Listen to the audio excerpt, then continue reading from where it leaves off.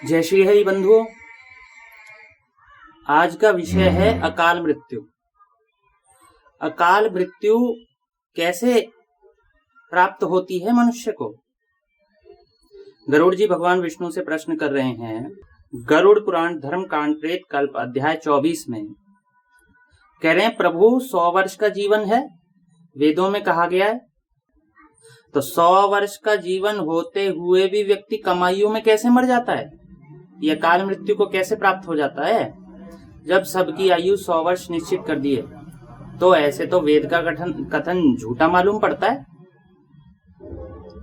तो भगवान विष्णु ने गरुड़ जी को समझाया, हे महाज्ञानी गरुड़, तुम्हें साधुवाद है, तुम मेरे प्रिय भक्त हो।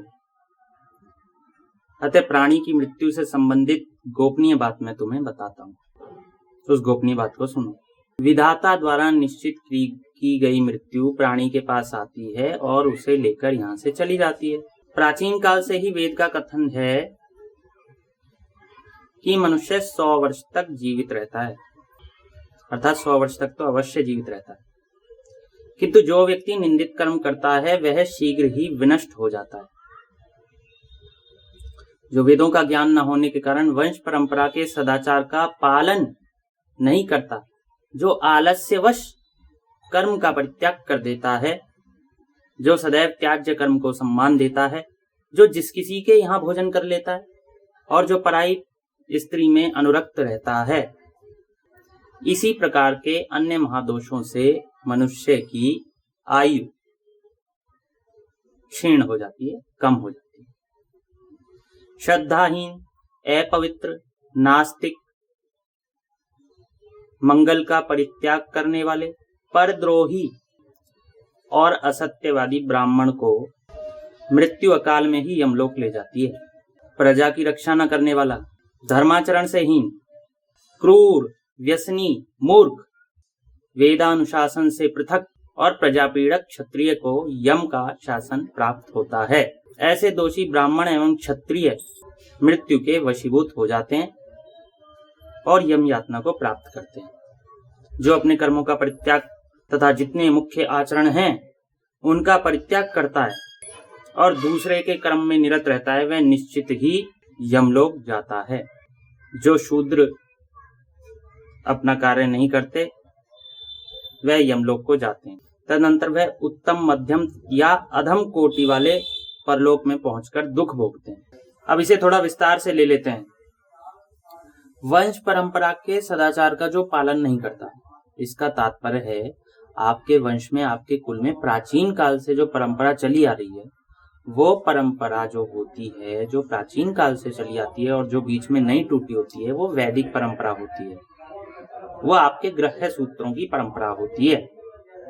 ग्रह सूत्र अर्थात आपका जो कुल का ग्रंथ था, वेदों का जो भाग होता है, सूत्र होता है, वो उसकी परंपरा जब टूट जाती है तो वो होती है वंश परंपरा टूट गई। और उसके पश्चात भी जितनी टूटती जाती है वो फिर और टूटी परंपरा हो जाती है। तो वंश परंपरा का जो पालन नहीं करते वो अकाल मृत्यु को प्राप्त होते हैं। जो आलस्यवश कर्म का परित्याग कर देते हैं, आलस आ रहा है इसलिए सुबह नहीं उठते, नित्य कर्म का परित्याग, इसलिए संध्या वंदन नहीं करते, इसलिए जप नहीं करते, इसलिए अपने अपने कर्मों को नहीं करते हैं। जो ब्राह्मण के, जो क्षत्रिय के, जो वैश्य के, जो शूद्र के कर्म है, इसलिए नहीं करते क्योंकि वो आलसी हैं। जो सदैव त्याज्य कर्म को सम्मान देते हैं, त्यागने योग्य जितने शास्त्रों में कर्म बताए उनमें उनकी रुचि रहती है, वो उनको सम्मान देते हैं, लेकिन जो करने योग्य कर्म है वो नहीं करते। ऐसे लोग अकाल मृत्यु को प्राप्त होते हैं। जो जिस किसी के घर में भोजन कर लेते हैं, शास्त्रों में बताया गया है किसके घर में करें, किसके घर में ना करें, कौन किसके घर में कर सकता है, कौन किसके घर में नहीं कर सकता, और फिर भी कर लेते हैं, अकाल मृत्यु। अब श्रद्धाहीन ब्राह्मण है, जिसकी न वेद में श्रद्धा है न भगवान में श्रद्धा है, अकाल मृत्यु को प्राप्त होता है ऐसा ब्राह्मण। अपवित्र रहता है। बंधु, अपवित्र रहने की भी कई सारे प्रकार हैं, मात्र शास्त्र में जो कह दिया गया वही अपवित्र नहीं है। भूमि पे कुछ गिर गया, आपने उठा लिया, हाथ धोए नहीं, वो वस्तु धोई नहीं, वो वस्तु साफ नहीं की, पवित्र नहीं की। अब ये सारी बातें वेदों में आपको शास्त्रों में मिलेंगी। नहीं, कुछ आपकी भी तो बुद्धि है। शास्त्रों में जो कह दिया है, पवित्र रहो, अपवित्र ना रहो, धूल अपवित्र होती है, गाय की धूली पवित्र होती है, तो इसलिए निजी रूप से भी देखना है क्या पवित्र है क्या अपवित्र। नास्तिक ब्राह्मण, जिसकी न भगवान में श्रद्धा है न वेद में श्रद्धा है, ऐसा नास्तिक ब्राह्मण, वो अवश्य अकाल मृत्यु को प्राप्त होता है। मंगल का परित्याग करने वाले, जो मांगलिक वस्तु होती हैं, तिलक, शिखा, यज्ञोपवीत, भगवान की मूर्तियां,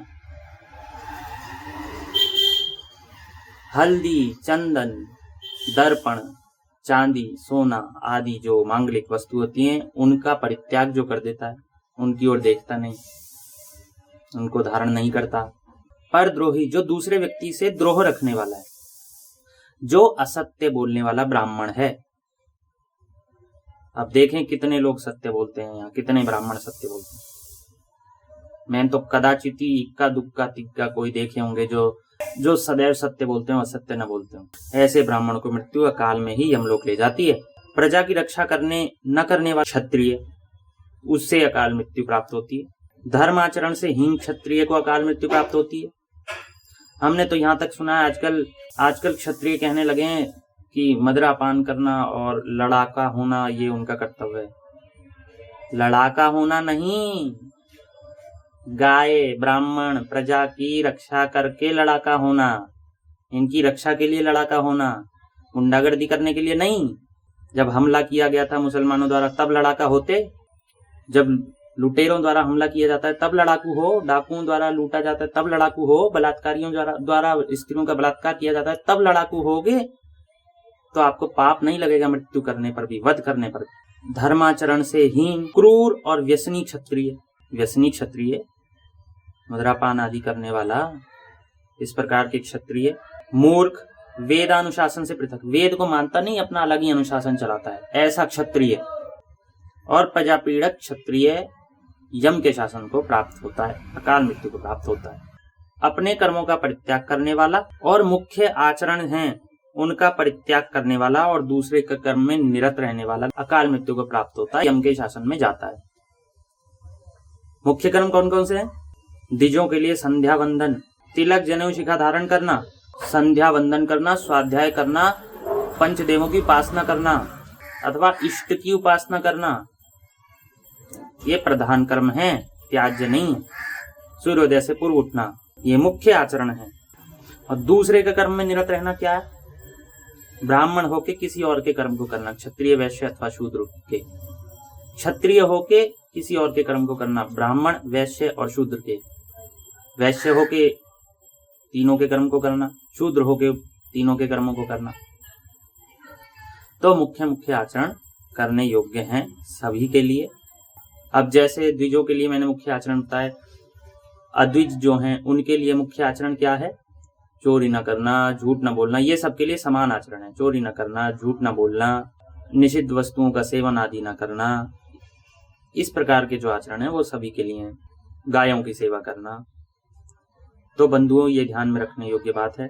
अकाल मृत्यु कैसे प्राप्त होती है आपको मैंने बता दिया, अकाल मृत्यु के कारण। अब प्रयास करें अकाल मृत्यु से दूर जाने का।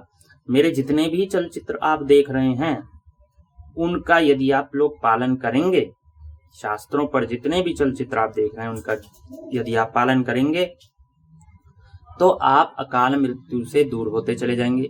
आपकी आयु जो क्षीण होती जा रही है वो अपेक्षाकृत कम क्षीण होगी। ये मैं नहीं कह रहा हूं, शास्त्र कह रहे हैं। मेरी वीडियो मत देखिए, सब्सक्राइब मत करिए, लाइक मत करिए, व्यू मत बढ़ाइए।